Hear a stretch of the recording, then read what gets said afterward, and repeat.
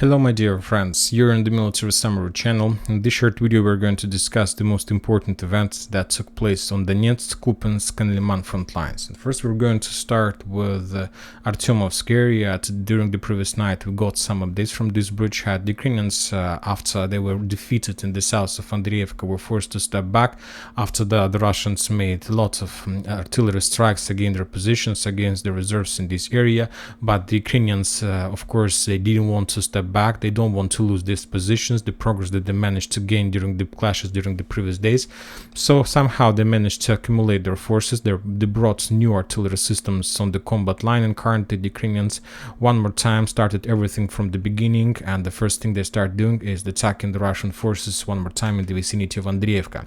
Because currently, as you can see, Andriivka is the focal point of the Ukrainian offensive operation on the south, and today the Ukrainians published another video how they were bombing and attacking the Russian positions among the forest line in the north of Andriivka. We're not going to watch this video because there are a lot of casualties among the Russian forces. Basically, the Russians have accumulated their infantry along this road. The Ukrainians managed to discover them, and as a result of artillery strike, a lot of Russian soldiers were wounded or probably even killed.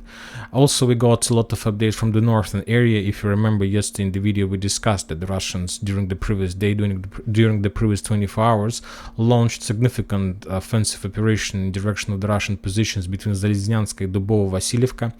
That attack was repelled by the Russian forces, by the Russian infantry that were located on the edge positions, and after that, or during that, the Russians launched their own artillery strikes, artillery attacks against the Ukrainian positions in the vicinity of the settlements Golubovka, Privili, and Makeevka. For example, in this video we see how the Russians discovered the Ukrainian positions, the Ukrainians reserved that the Ukrainians were using for their offensive operation that we just discussed. We see a convoy of Ukrainian forces who were heading, or probably was redeploying, or probably was getting some munition for the forces that were located on the combat line. Those forces were discovered and destroyed as a result of artillery strike. On this video we see how the Ukrainians were moving to the south, or probably also somewhere in this direction. The Russians discovered another Ukrainian armored vehicle, and as a result of a Lancet strike, that armored vehicle was destroyed. So basically, the attack on the northern flank didn't give the Ukrainians any result.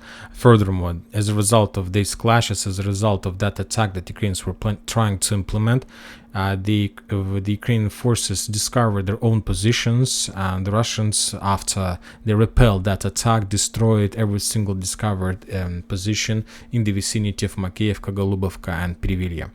Now we're moving to Liman front line. The Russians launched a small offensive operation in the west of Dibrova.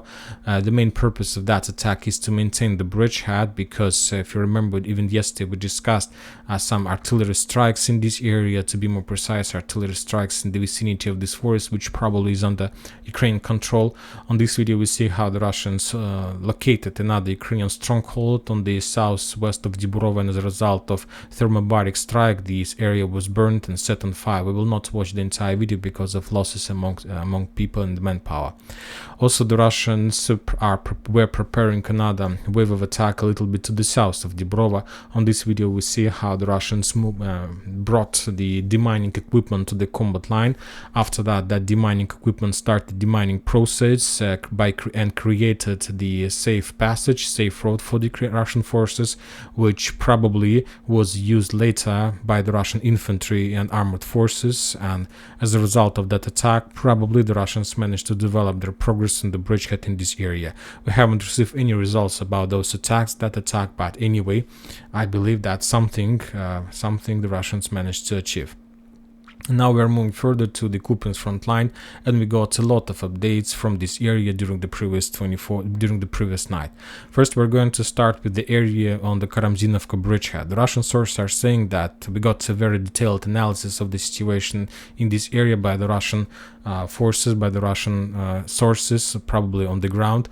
First of all, the Russians currently are trying to attack and trying to develop their bridgehead in the vicinity of Sergeyevka in direction of Novoigorovka, and as a result of that attack, the Russians managed to force the Ukrainians to step back from this area in direction of Novosergeyevka, Novoigorovka and From their side, the Ukrainians, when they lost their positions, tried to make some counter-offensive operation, trying to return their positions in this area, but all those attacks were repelled and the Ukrainians with losses were forced to step back.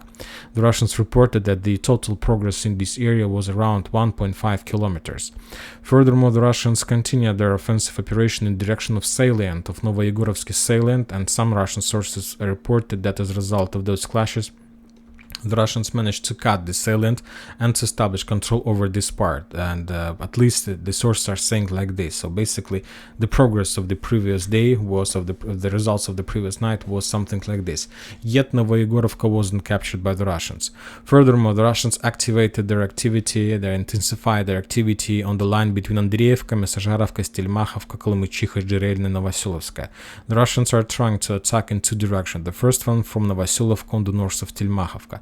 The second direction of attack is from Zhirelina in direction of Andreevka, and the same, almost the same area, Kolomychiha, Mesazharovka. So from two sides, the Russians are trying to attack this bridgehead, and probably the next week is going to be the battle of this bridgehead. And the Russian purpose, of course, is to return control or establish control over Zhiribets river completely. So basically these are like probably the last settlements on Zhiribets river that are still under Ukraine control.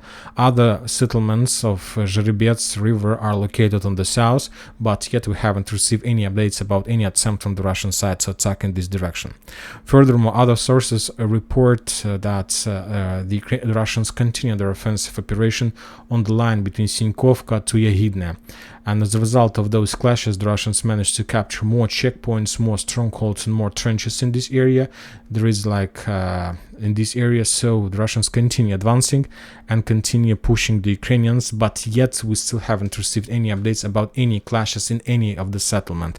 So maybe that means that the Russians probably trying to maintain still the gray zone without active clashes inside the settlements.